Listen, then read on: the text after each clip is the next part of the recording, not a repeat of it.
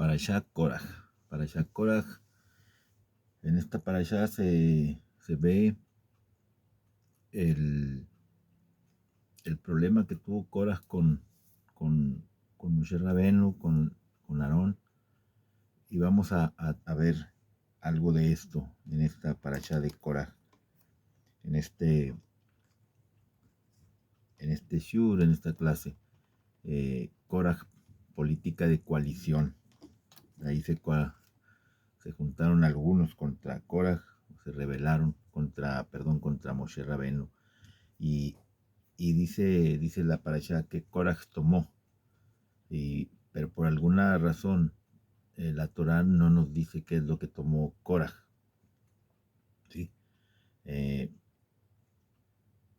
mismo modo, Koraj definitivamente tuvo muchas quejas, tenía muchas quejas contra Moshe Rabenu, pero el Humash nunca aclara qué es lo que él proponía en su lugar, por lo que tenía las quejas, nunca propuso nada.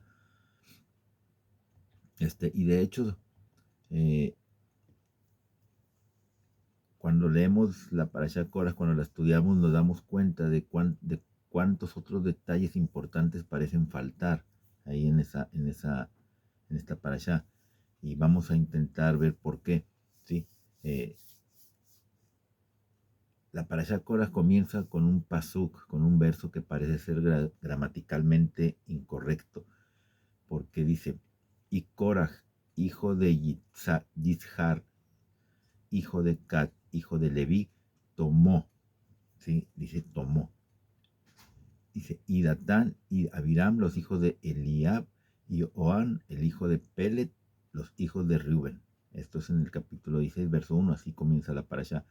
Pero esta oración de apertura simplemente dice que Koraj tomó, sin explicar qué es lo que tomó, ¿sí? Y de hecho este verso es tan ambiguo que casi todos los comentaristas han ofrecido una interpretación diferente. Ejemplos de esto: por ejemplo, Rashi dice que Koraj se llevó a sí mismo a un lado diferente, ¿sí? O sea, que se puso en contra, que se puso del otro lado de Moshe. Ramban dice que tomó un eitzaj, un consejo en su corazón. Ibn Ezra y Hiskuni, ellos hablan de que tomó otras personas, y Seforno afirma que tomó a los 250 líderes del pueblo de Israel, ¿sí? Y casi todas las traducciones de este paso improvisan de una forma u otra, improvisan qué es lo que tomó Koraj. Pero sin embargo, no importa qué interpretación sea la más precisa, hay una pregunta más básica. Es decir, ¿cuál es esa pregunta? Es, ¿por qué la Torá comienza esta parashá de manera tan ambigua?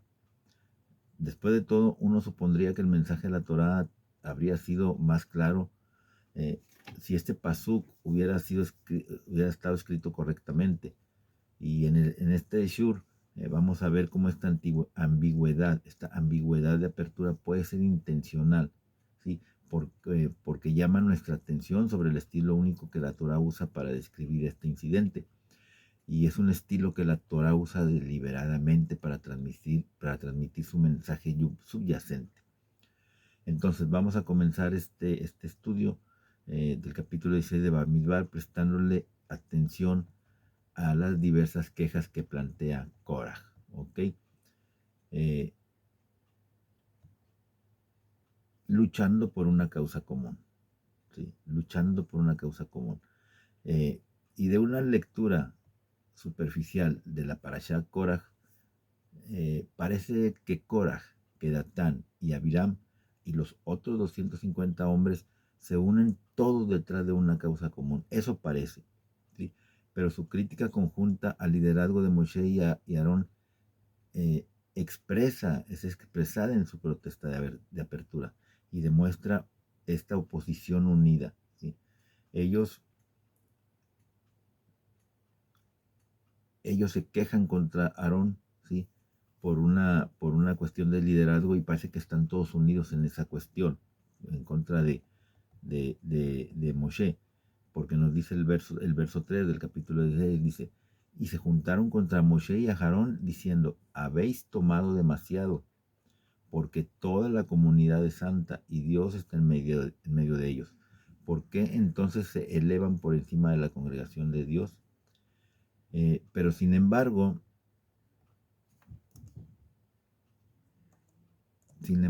no queda claro a partir de esta queja, eh, no queda claro a partir de esta queja precisamente lo que quieren, qué es lo que quieren en lugar de que ellos sean líderes, ¿sí? ¿Qué están pidiendo? ¿Nuevas elecciones o están pidiendo unas elecciones democráticas? ¿Quieren que Moshe y Aarón renuncien al liderazgo? ¿Quieren ellos mismos liderar?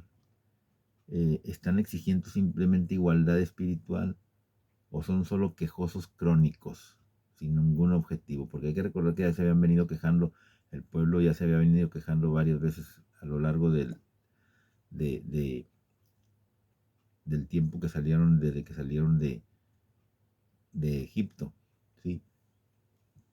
En respuesta a esta queja inicial, Moshe ofrece una prueba que suena, al principio suena como algún tipo de enfrentamiento, ¿sí? Que se ve en los versos 4 al 7. Y al examinar los detalles de esa prueba sugerida, eh, podemos llegar a una conclusión más precisa con respecto a lo que realmente se quejan, ¿sí? Eh, si vemos cuidadosamente los pesukim, los versos que describen la sugerencia de Moshe Rabenu, él les dice, ven por la mañana y Dios dará a conocer quién es suyo y quién es santo. Y aquel a quien él ha escogido, ¿sí? Y le dice, esto harás, toma braceros, Korah y todo su grupo, y vístete ellos de Ketoret delante de Dios. Es decir, en el Mishkan, tenían que ir al Mishkan con el incenciario y el incienso. Y él, quien es la ofrenda que Dios escoja, será establecido como Kadosh. ¿Sí? Ahí les está diciendo eh, Moshe que todos van a llevar el incenciario con el Ketoret, con el incienso, y la ofrenda que sea aceptada, ese es el que es Kadosh, y ese es el que es aceptado por el Eterno para el liderazgo. Y al ver estos pesukim podemos observar cómo sigue sin estar claro el propósito preciso de esta prueba del Ketoret. ¿Sí? Pero primero vamos a ver lo que esta prueba no es, lo que esta prueba no puede ser. ¿Sí? No puede ser una prueba para determinar quién es la verdadera elección de Dios para ser el líder de los Bene Israel, del pueblo de Israel. Porque si fuera así, entonces solo se puede aceptar una ofrenda. Y Moshe, así como a Aarón, deberían de participar. Además, si esto es simplemente un enfrentamiento entre Moshe y Korah, ¿por qué participan entonces los 250 hombres, los otros 250 hombres? ¿Sí? Aquí lo más probable es que el propósito de esta prueba sea determinar quién tiene derecho a ofrecer corbanos. ¿Sí? ¿Quién tiene derecho? Y esto explicaría por qué Aarón, con la exclusión de Moshe, participa junto con los 250 hombres. Porque es posible, ya que un resultado o un posible resultado de esta prueba sería que Dios aceptara las ofrendas de todos, o al menos de algunos, de todos estos participantes, ¿no? En otras palabras, el propósito de la prueba del Ketoret es determinar la validez de la afirmación de Korah de que todos en Am Israel son Kadosh, ¿sí? Que todos son santos, y por lo tanto a todos se les debe de permitir ofrecer korbanot.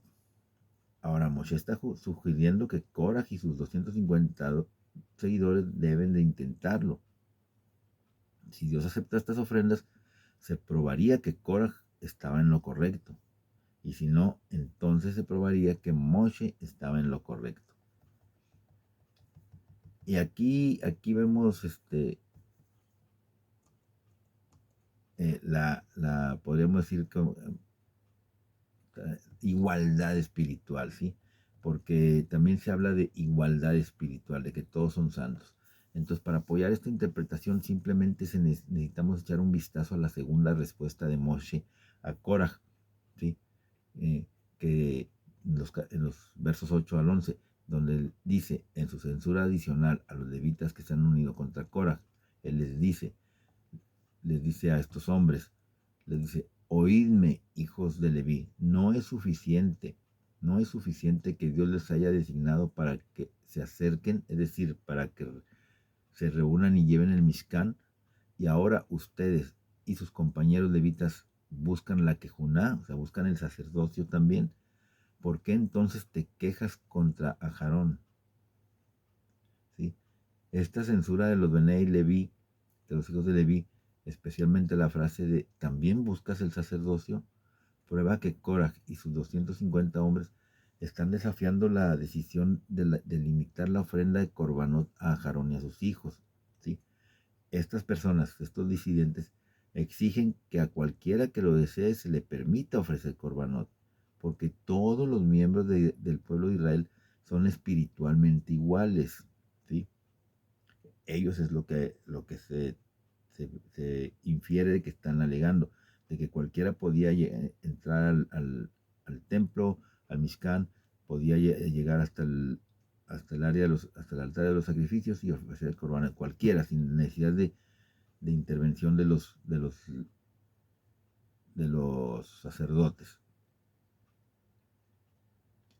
Ahora, esto también explica por qué esta censura adicional se dirige específicamente a los Benei Leví, a los hijos de Leví. La crítica de Moshe se centra en la hipocresía de estos levitas, porque si estaban tan preocupados por la igualdad espiritual, ¿por qué no se quejaron antes? ¿Sí? Cuando ellos mismos fueron elegidos sobre cualquier otra tribu para llevar el Mishkan. ¿Sí? Aparentemente estos disidentes creen que la limitación de ofrecer Corbanot a la familia de Aarón proviene del nepotismo de Moshe, ¿sí? Más que de un mandato divino. Ellos piensan que esto se hizo porque Moshe así lo decidió y no lo decidió el Eterno, ¿sí? Por lo tanto, esta prueba de que Toret, como sugiere Moshe, va a determinar quién es realmente capaz de ofrecer los Corbanot, es decir, puede ser solo Aarón o posiblemente pueden ser todos, o al menos algunos de esos 250 hombres. Hasta este punto nos queda la impresión de que todos los mencionados en los dos pesukim, en los dos versos iniciales, es decir, Korah, Adán, Abiram y los 250 hombres, se unen en esta protesta, y que están todos unidos, y por lo tanto debemos de esperar que todos ellos participen en este enfrentamiento, por así decirlo. ¿Sí? Pero sin embargo, a medida que continúa la narración, surge una imagen muy diferente. Si vemos en el verso 12, o vemos en el verso 12 que Datán y Abiram por alguna razón se destacan. ¿Sí? ¿Por qué se destacan de los demás? Porque ahí Moshe dice, en el capítulo 12 al 14 dice, y Moshe envió por Datán y Abiram, pero ellos respondieron, no subiremos. ¿Por qué Moshe debe de enviar por Datán y Abiram? Después de todo, ¿acaso no estaban juntos con Korah y con todos los demás cuando se reunieron por primera vez en contra de Moshe?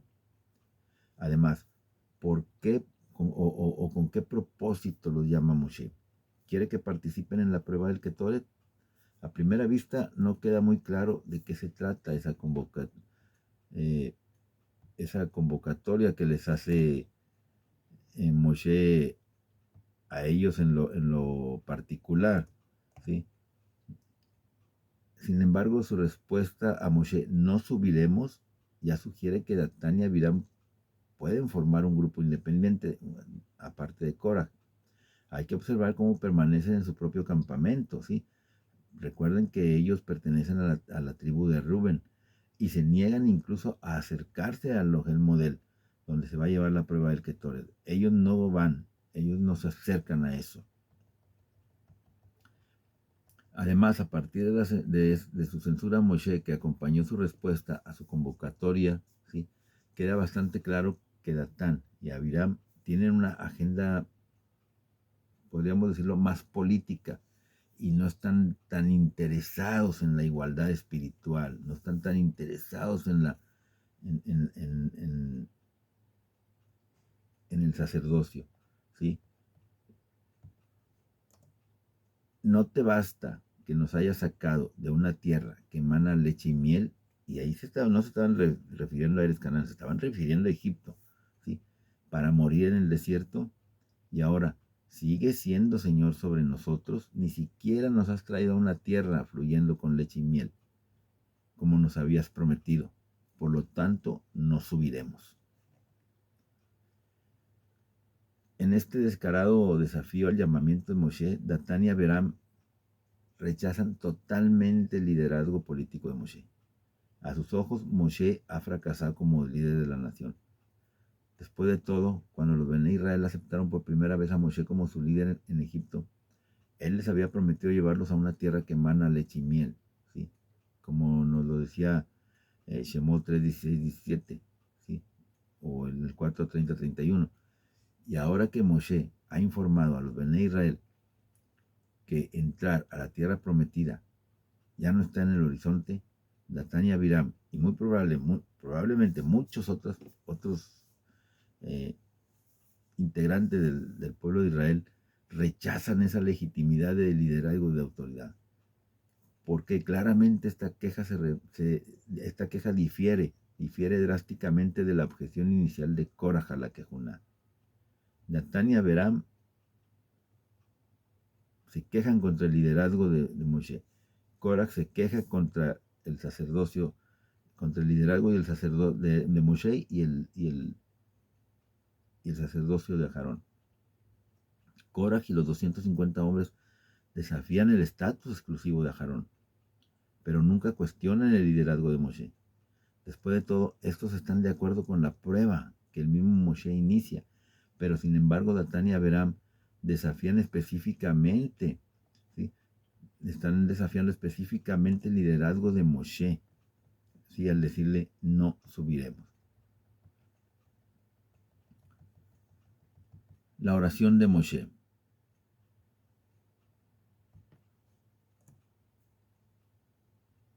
La prueba concluyente de esta distinción se puede encontrar en la reacción inmediata de Moshe a la queja de Datán y Abiram. Si ponemos atención a cómo Moshe se dirige a Dios en esta oración, nos daremos cuenta. Moshe le dice o le pide al Eterno, le pide al Eterno en el verso 15, le dice, y Moshe se enojó y dijo a Dios, al Teifen el Minhatam, no hagas caso a su oblación. No les quité un solo burro, ni les he hecho mal a ninguno. A primera vista, sí, parecería que Moshe ahora le ruega al Eterno que no acepte las ofrendas de Ketoret. Sin embargo, esto no puede ser por dos razones. Datán y Abiram eligieron no participar en la prueba de Ketoret. Entonces, ¿por qué Moshe le pediría a Dios que no aceptara una ofrenda que ni siquiera están trayendo? ¿Sí? Y la palabra hebrea minhatam se refiere a una ofrenda de comida, ¿sí? O un regalo de algún tipo. Y ciertamente ese no es otro nombre para el ketoret, ¿sí? Para el incienso. Entonces, hay que ver cómo los comentaristas trataron este problema. Aunque la primera opinión de Rashi afirma que minhatam, de hecho, se refiere a la ofrenda de ketoret, Ramban, ¿sí? Con razón, no está de acuerdo. Él sugiere que se refiere a cualquier tipo de oración u ofrenda que puedan ofrecer al Eterno, ¿sí? Además, la razón por la que Moshe avanza porque o afirma porque no les he quitado nada se relaciona claramente con la contrademanda de Moshe de que su liderazgo ha estado libre de corrupción y por lo tanto toda esta oración se relaciona con la queja de Datán y Abiram contra su liderazgo. Moshe simplemente recurre a Dios para afirmar la legitimidad de su propio liderazgo divinamente designado, que ahora ha sido cuestionado. Y Moshe le recuerda al Eterno que ha sido un líder fiel que nunca abusó de su poder. Y podemos ver dos grupos y dos quejas. Vamos a resumir lo que ha surgido o lo que hemos visto hasta ahora. Hemos identificado dos quejas independientes, planteadas por dos grupos independientes ubicadas en dos lugares independientes. El grupo 1, que son los 250 hombres, ¿sí? que siguen a Korah y que protestan por los derechos exclusivos de Aarón sobre la Quejuná, sobre el sacerdocio. Estos están listos para su prueba en el Ohel Moed, ¿sí? Pero veamos que la Torah se refiere a este grupo constantemente como Adad Korah o seguidores de Korah. El grupo 2, que son Datán y Abiram y sus seguidores, se quejan contra el liderazgo político de Moshe y se reúnen en el territorio de Shevet Rubén, de la tribu de Rubén, porque además este lugar se denomina más tarde Mishkan Korach Datán Abiram, ¿sí? La tienda de reunión de Korach, de Datán y de Abiram.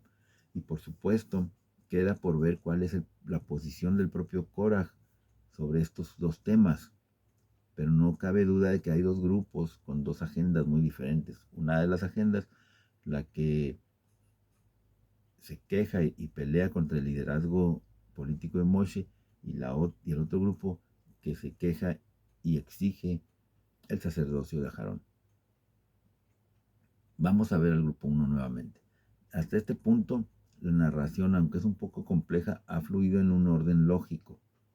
Primero presenta a los dos grupos, después hace la presentación de las quejas individuales de cada facción, pero ahora por alguna razón la narración comienza a oscilar aparentemente al azar entre las confrontaciones de Moshe con cada uno de estos dos grupos, ¿sí?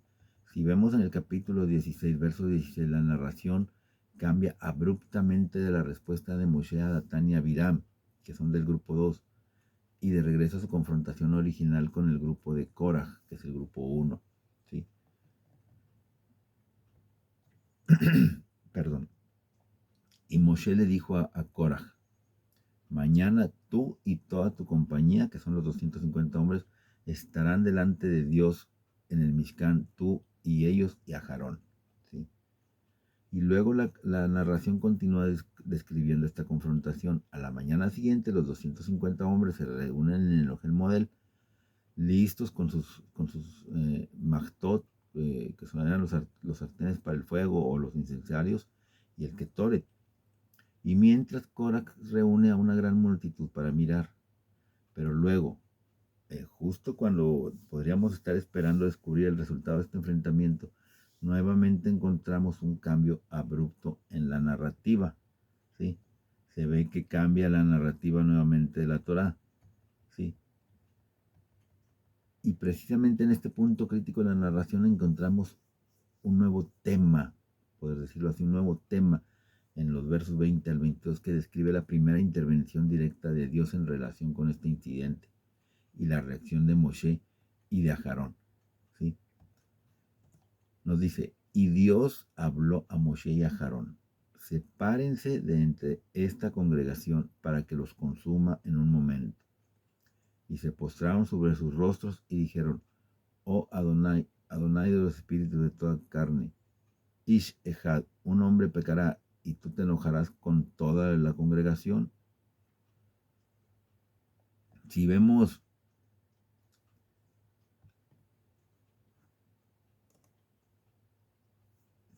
estos versos una vez más, notamos que no está tan claro a quién se refiere Ish Ejad y Jaeidah, ¿sí? Ish Ejad se refiere a Korah y por lo tanto Eidah se refiere a los 250 hombres, o Ish Ejad se refiere a todo el grupo de quejosos, es decir, a Korah y sus 250 hombres, porque si es así, entonces Eidah debería de referirse a toda la nación de Israel, o al menos al gran grupo de seguidores que Korah había reunido para observar el, el, el evento. Además, ¿qué está pasando con Datán y Abiram? ¿Deberían de considerarse también como parte del Ish Ejad en la oración de Moshe? Finalmente, si Eidah se refiere a toda la congregación, ¿implica esto simplemente a los mirones? Es decir, aquellos que se reunieron para mirar, o realmente implica a toda la congregación, incluida mujeres y niños, ¿sí? Hasta aquí no está muy claro a quién se refiere. como entendemos estas palabras, afecta directamente o, o la forma en que entendamos estas palabras afecta directamente a la oración de cómo entendemos a la oración de Moshe en el verso 22. En otras palabras, Moshe le está pidiendo a Dios que salve a los 250 hombres de Korah, porque si es así, entonces Dios no responde a esta solicitud. O le está pidiendo a Dios que salve a toda la nación de Korah y sus 250 hombres, porque si es así, entonces Dios responde a esta petición. Y para responder a esta pregunta, eh, o vemos cómo Dios responde a esta oración. Y podemos notar cómo parece confundir totalmente nuestra comprensión de lo que está sucediendo aquí. Porque Dios le dice a Moshe, habla con el Eidaj y adviérteles, retíralos del área del Mishkan, Korah, Datán y Abiram. O sea, retíralos del área de la tienda de reunión de Korah, de Datán y de Abiram. Y aquí, para nuestra sorpresa, la respuesta de Dios introduce un lugar del que nunca habíamos oído hablar. Es decir, Mishkan, Korah, Datán, Abiram. Esto no puede ser el Mishkan mismo, ¿sí? No puede ser el Ohel Moed, sino que la palabra Mishkan en este contexto se refiere al lugar de residencia, es decir, a donde viven Datán y Abiram. Y dado que Datán y Abiram no llegaron a la prueba del Ketoret, ¿sí? Porque ellos no buscaban la Kedushá, debemos concluir que su Mishkan debe estar ubicado en el área de la tribu de Reuben. Y aquí lo más probable es que este sitio haya servido como cuartel general del partido para este grupo, ¿sí? Para este grupo de personas que se han rebelado abiertamente contra el liderazgo político de Moshe. Ahora, con esto en mente, hay que identificar a quién se refiere Eidaj en la respuesta de Dios a la oración de Moshe. Para salvar la Eidaj de este Ish Ejad, ¿sí? Moshe debe de instruir a la Eidaj para que evacúe el área que rodea el Mishkan, Korah, Datán, Abiram. Y por lo tanto, el Eidaj debe referirse a un grupo de personas que se han reunido alrededor de la tienda de Korah, de Datán y de Abiram en la tribu de Reuben. Ahí en la tienda donde ellos se reunían, está pidiendo que se retire la gente que está alrededor.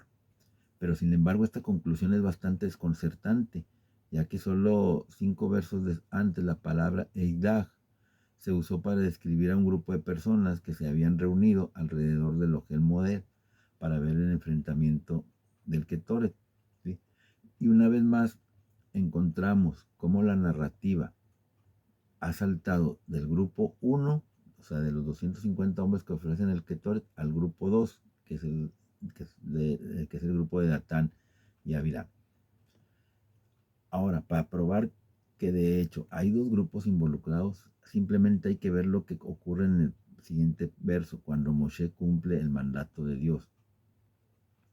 Recordemos que Moshe debe de emitir una advertencia a Eidaj, que se ha reunido alrededor del campamento de Datán y Abiram. Como esta Eidaj se refiere al grupo 2, Moshe ahora debe de dejar el área del Ohel Moed, ¿sí? Donde se ha reunido el grupo 1, que son los que iban a participar en la prueba del Ketoret, y debe de ir al área donde se encuentra el grupo 2, es decir, la tienda donde se reúnen Korah, Datán y Abiram, ¿sí? Y nos dice la Torá,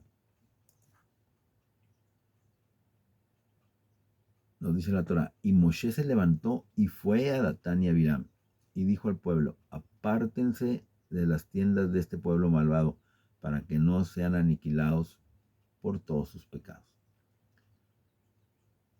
Hay que tener en cuenta que Moshe debe de dejar su ubicación actual, que era en el Ohel Moed, y debe de trasladarse hasta la tienda de Korah, Datán, Abiram, ¿sí? Y esto nos muestra que hay dos grupos separados. Este lugar al que la Torá se refiere como Mishkan, Korah, Datán y Abiram, que era el que servía como cuartel general del partido para este grupo rebelde, es a donde se dirige Moshe. Lo más probable es que ya se haya formado un grupo de liderazgo alternativo en este nuevo centro. Y hay que notar el uso de la Torá de la palabra Mishkan, que es lugar de residencia, ¿sí? Para describir el cuartel general de estos grupos, o de este grupo. Lo más probable es que este término se haya elegido específicamente para indicar que estos nuevos cuarteles desafían el liderazgo de Moshe Rabenu, cuyo cuartel general es el Mishkan en el Ohel Moed, ¿sí? El cuartel general, por así decirlo, de Moshe es en el Mishkan, en el Ohel Moed. Y este Mishkan, o tienda de reunión, donde se reunían en la tribu de Rubén, Korah, Datán y Abiram.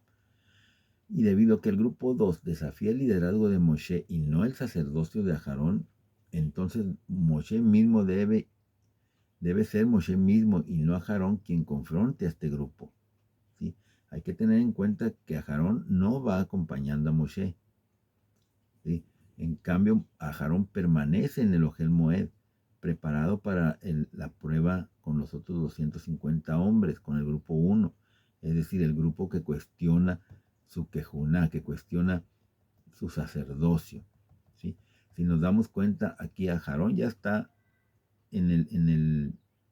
para enfrentarse, por decirlo así, en la prueba del Ketoret, con los 250 hombres que cuestionan su Kedushá, y Moshe se dirige al lugar donde se reúnen Korah, Datán y Abiram, en la tribu de Rubén, que son los que desafían o confrontan el liderazgo de Moshe. Dos grupos, dos castigos. En este punto, el Eterno debe probar a los disidentes políticos que el liderazgo de Moshe fue designado por él mismo, por Dios. Y por lo tanto, Dios mismo debe de crear una beriyá, una nueva forma, o crear un castigo para este grupo. Los que se distancian de este grupo se salvan, ¿sí? Pero sin embargo hay que tener en cuenta que el suelo devora milagrosamente solo a los miembros del grupo 2, es decir, Datán y Abiram y sus seguidores más acérrimos. Pero ¿qué pasa mientras tanto con Adad Korat, con el grupo 1, con el grupo de Korah, es decir, los 250 hombres? Hay que tener en cuenta que la última vez que se mencionaron fue en el capítulo 16, versos 17 y 19, mientras se preparaban para el enfrentamiento o para la prueba del Ketoret, pero que nunca nos dijeron qué les pasó. Por alguna razón, la Torá nos deja en suspenso acerca de su destino, y hasta el último pasuk de esta narración, y de manera muy incidental, nos dice: y un fuego salió de Dios y consumió a los 250 hombres que estaban ofreciendo el Ketoret. Este verso final prueba no solo que había dos grupos en dos lugares separados, sino que también había dos formas distintas de castigo, ¿sí? El grupo 1, que eran los 250 hombres en el Ohel Moed consumidos por el fuego, y el grupo 2, que estaban en la tienda de Datán y Abiram y que fueron tragados por el suelo. Entonces, ¿dónde está Korah en todo esto? ¿Fue consumido por el fuego en el Mishkan junto con el grupo 1 o fue tragado por el suelo junto con el grupo número 2? ¿Sí? Y aquí Korah no podía estar en dos lugares al mismo tiempo. Entonces, aquí vemos a Korah, el político, ¿sí? Porque para apreciar la naturaleza de la participación de Korah en todo esto, debemos de entender su conexión con cada uno de estos dos grupos. Antes de comenzar, vamos a ver un análisis hasta este momento, un resumen, ¿sí? Por ejemplo, vamos a ver lo que son los miembros, lo que cada grupo afirmaba, en contra de quién, su razón, su ubicación y el castigo que se les dio. Por ejemplo, el grupo 1 eran 250 hombres, ¿sí?, que seguían a Korah, y el grupo 2 eran Datán, Abiram y sus seguidores. El grupo 1 hablaba o se quejaba sobre el sacerdocio, y el grupo 2 hablaban de un liderazgo político, de otro liderazgo político en contra de Moshe. ¿Contra quién? Grupo 1 contra Aarón, grupo 2 contra Moshe. Su razón, El grupo 1 decían que había una igualdad espiritual, que quien quisiera podía llevar ofrendas. Y el grupo 2 hablaba sobre el fracaso del líder, el fracaso del liderazgo de Moshe.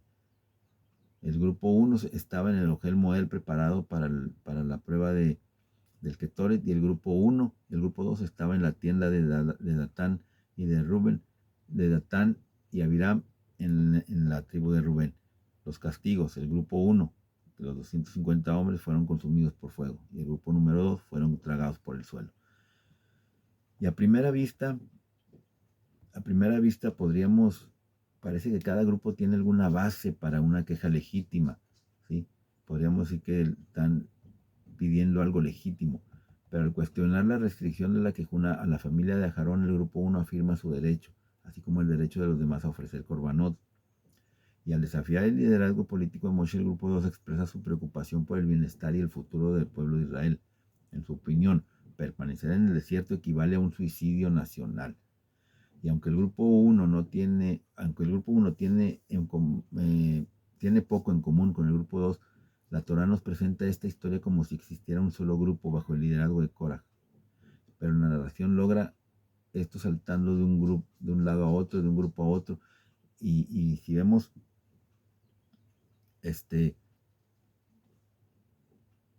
otro pequeño resumen, por ejemplo, en los versos 1 al 4, nos presenta a ambos grupos, y es como un tema de introducción.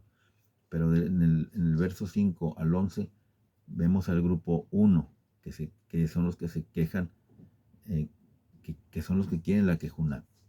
Del verso 12 al 15 es el grupo 2, que es cuando se convoca a Datán y Abiram y su negativa a asistir. En el verso 16 al 19 el grupo 1 tienen la prueba del Ketoret. Y en los versos 20 al 22 están ambos, la tefilá de Moshe de que castigue solo a los culpables, ¿sí? Del 23 al 24, el grupo 2, se habla del grupo 2 donde la tierra se traga a Datán y Abiram y sus seguidores, y en el verso 25 el grupo 1 es consumido por el fuego. Pero ¿por qué la Torá emplea este estilo inusual? ¿Cómo nos ayuda esto a comprender mejor la participación de Korah con cada grupo? Y aquí nos hacemos una pregunta. Korah, ¿dónde estás? Primero debemos determinar a qué grupo pertenece Korah. Claramente, Korah lidera el grupo 1, que exige la quejuná, pero sin embargo al mismo tiempo está tan involucrado con el grupo 2 que su nombre aparece primero en la pancarta frente a la sede de su partido, por decirlo así, ¿no? Mishkan Korah Datán Beavirá. Además, aunque Korah mismo nunca es mencionado en el castigo del grupo 2, ¿sí? Muchos de sus seguidores descritos por el Humash como Hadam Asher Korah son tragados por la tierra junto con Datán y Abiram. Y de hecho no está claro precisamente cómo muere el propio Korah. ¿Fue tragado por la tierra o fue consumido por el fuego? La última vez que fue visto fue en el capítulo 16, verso 19, junto a los 250 hombres del grupo 1, en el Ohel Moed. Pero a partir del verso 25 parece que solo los 250 hombres fueron consumidos por el fuego, pero no Korah mismo. Por otro lado, en el verso 32 nos informan que Datán y Abiram y todos los hombres de Korah fueron tragados, pero el mismo Korah parece estar desaparecido. ¿Se escapó acaso en el último minuto de ambos castigos? Aparentemente no, porque más adelante en el Sefer Bamidbar, en el capítulo 26, versos 9 y 10, se nos dice explícitamente que Korah fue tragado. Pero para complicar aún más las cosas, en Devarim, capítulo 11, verso 6, implica que solo Datán y Abiram fueron tragados, ¿sí? Entonces, ¿por qué la Torah describe estos eventos de manera tan evasiva? ¿Qué puede enseñarnos esta forma de presentación acerca de la naturaleza de la participación de Korah? Finalmente, ¿por qué el Humash intenta darnos la impresión de que Korah puede estar en dos lugares al mismo tiempo? Para tratar de responder a esta pregunta, vamos a ver el pasuk inicial de esta parashá. Al no decirnos qué tomó Korah, la Torah quiere que nos hagamos esta misma pregunta. ¿Qué tomó Korah? ¿Sí? Y aquí podemos hablar de una política de coalición, ¿sí? Korach tomó dos grupos de protesta aparentemente legítimos y los unió para formar su propia base de poder político. Porque mientras que cada grupo por sí solo puede no haberse atrevido a desafiar abiertamente a Moshe y a Aarón, Korach los alienta a tomar medidas. Datán y Abiram son inspirados por Korach, establecen su propio cuartel general mientras que denominamos como Mishkan, Korach, Datán y Abiram, y desafían el liderazgo de Moshe. Y asimismo los 250 hombres, incluidos los miembros de la tribu de Leví, se animan a desafiar abiertamente la restricción de la quejuna a Aarón. Y en lugar de alentar el diálogo abierto, Korach incita a estas dos facciones a tomar medidas contundentes, ¿sí? A que se rebelen. Korach probablemente se vio a sí mismo como el candidato más adecuado para convertirse en el próximo líder nacional, en el próximo líder del pueblo de Israel, y con ese fin se involucra con cada grupo disidente. Cualquiera de nosotros que esté familiarizado con la política o que sepa algo de política, si vemos los eventos actuales o la historia mundial, podemos relacionar fácilmente este fenómeno. Korach simplemente lo que llamaríamos un político refinado. Su verdadera intención es usar el poder político y con este objetivo se aprovecha de los grupos de interés privados, ¿sí? La Mishnah en el Pirkei Avot 5:17 considera la rebelión de Korach como el paradigma de una disputa que fue Shlo Leshem Shamayim, un argumento no por el bien del cielo, ¿sí? ¿Por qué se elige específicamente a Korach para este paradigma? Después de todos los argumentos presentados por Korach, de toda la nación santa, parecen implicar exactamente lo contrario, que en realidad es un argumento por el bien del cielo. Pirkei Avot puede estar enseñándonos el mismo mensaje al que puede aludir la Torah a través de su compleja presentación de estos eventos. Precisamente porque Korach y sus seguidores afirman estar luchando contra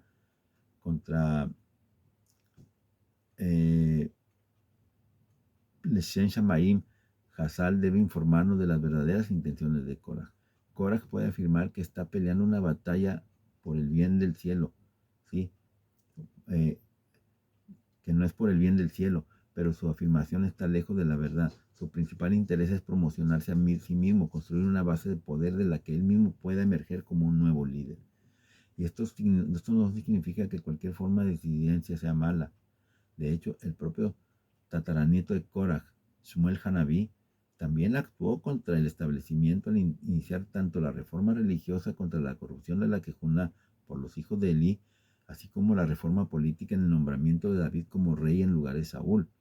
Y sin embargo, sus intenciones y motivaciones fueron puras y sinceras, ¿sí? La Parashá Korach nos enseña que cada vez que surge una disputa sobre el liderazgo de la comunidad o la reforma religiosa, antes de llegar a conclusiones debemos examinar cuidadosamente no solo las afirmaciones, sino también las verdaderas motivaciones detrás de las personas que lo promueven. A nivel personal, cada individuo debemos de examinar constantemente las verdaderas motivaciones detrás de todos nuestros esfuerzos espirituales. Tenemos que estar conscientes de lo que realmente queremos cuando estamos en la congregación, o si es que empiezas a hablar en contra del liderazgo de la congregación.